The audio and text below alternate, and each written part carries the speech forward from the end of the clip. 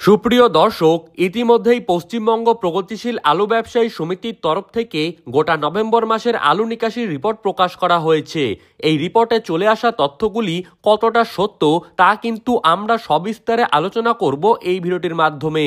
তাছাড়া পশ্চিমবঙ্গের বিভিন্ন ইউনিটগুলিতে বর্তমানে বন্ড এবং রেডি আলুর দাম কি চলছে, পাশাপাশি উত্তরপ্রদেশের নতুন এবং পুরনো আলুর বাজার দর বর্তমানে কতটা পরিমাণে ঊর্ধ্বমুখী হতে পারে। অপরদিকে নভেম্বর মাসে প্রচুর পরিমাণে আলুর নিকাশি হওয়ার কারণে ডিসেম্বর মাসে কি সত্যি আলুর ঘাটতি লক্ষ্য করা যাবে? তো এই সমস্ত বিষয়ে যেই সব গুরুত্বপূর্ণ তথ্যগুলি চলে এসেছে তাই কিন্তু আপনারা জানতে পারবেন এই ভিডিওটির মাধ্যমে। তাই ভিডিওটিকে স্কিপ না করে শেষ পর্যন্ত দেখতে থাকবেন। আর আপনি কোন জায়গার আলুর বাজার দর সম্পর্কে জানতে চান সেই জেলাটির নাম ভিডিওর কমেন্ট বক্সে লিখে জানিয়ে রাখবেন। আর সবার আগে সবার প্রথমে আলুর বাজার দর সম্পর্কে জানতে হলে আমাদের ইউটিউব চ্যানেলটিকে সাবস্ক্রাইব করে পাশে থাকা বেল আইকনটিকে প্রেস করে রাখবেন। তো চলুন এক নজরেই দেখে নেওয়া যাক।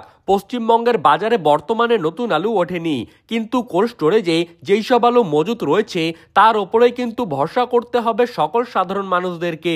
তাই বিশেষজ্ঞদের মতামত অনুযায়ী এখন কিন্তু পশ্চিমবঙ্গে পুরনো আলুর দাম বড়সড় পরিমাণে ঊর্ধ্বমুখী হয়ে যাবে।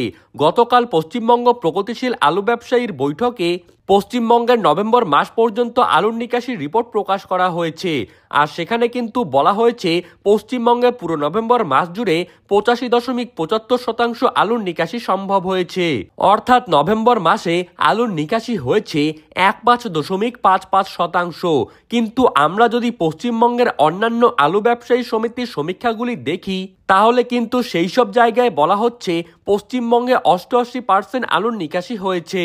অর্থাৎ পশ্চিমবঙ্গ প্রগতিশীল আলু ব্যবসায়ী সমিতি যে রিপোর্ট প্রকাশ করেছে সেখানে আলুর নিকাশি কম দেখানো হয়েছে।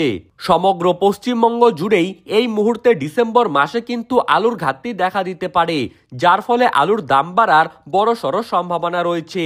তবে আমি পশ্চিমবঙ্গের চাষি ভাই এবং আলু ব্যবসায়ীদেরকে বলবো আপনারা কিন্তু নিজের বিচার বুদ্ধিকে কাজে লাগিয়ে আলু বিক্রি করবেন। ডিএস ইনফরমার এটি একমাত্র চ্যানেল যেখানে কিন্তু আলুর নিকাশি একদম সঠিক ও নিখুঁতভাবে দেখানো হয়েছে। তো আমরা এখন দেখে নেব আজ পশ্চিমবঙ্গের কোথায় কোথায় আলুর বন্ডের দাম কত টাকা রয়েছে। হুগলি জেলার তারকেশ্বর ইউনিটে জ্যোতি আলুর ফ্রি বন্ডের দাম কিন্তু রয়েছে 350 থেকে 370 টাকা। রেডি আলুর দাম ডালা এক্সট্রা সুপার কোয়ালিটি হিসাবে রয়েছে 690 টাকা। চন্দ্রমুখী আলুর ফ্রি বন্ডের দাম কিন্তু এখানে চলছে 500 থেকে 510 টাকা। বাঁকুড়া জেলার কতুলপুরে জ্যোতি আলুর ফ্রি বন্ডের দাম রয়েছে 325 থেকে 345 টাকা।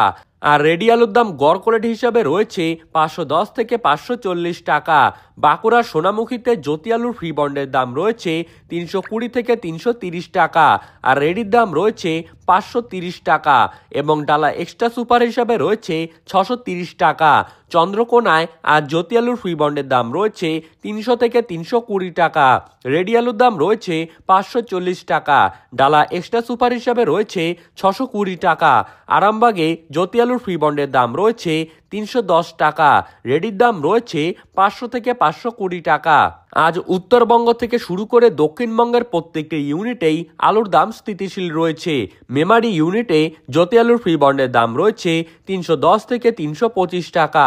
রেডি গড় কোয়ালিটি হিসাবে দাম রয়েছে 540 থেকে 560 টাকা। ডালা এক্সট্রা সুপার হিসাবে রয়েছে 700 টাকা। জয়পুর ইউনিটে জ্যোতি আলুর ফ্রি বন্ডের দাম রয়েছে 320 থেকে 340 টাকা।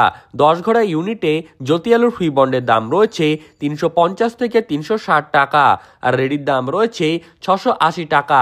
বর্তমানে উত্তরপ্রদেশে পুরনো আলু এবং নতুন আলুর দাম কিন্তু ঊর্ধ্বমুখী রয়েছে। আজকের দিনে দাঁড়িয়ে উত্তরপ্রদেশে কিন্তু নতুন এবং পুরনো আলুর দাম ঊর্ধ্বমুখী হয়েছে। আর সেই হাত ধরেই পশ্চিমবঙ্গেও কিন্তু আলুর দাম বাড়তে চলেছে।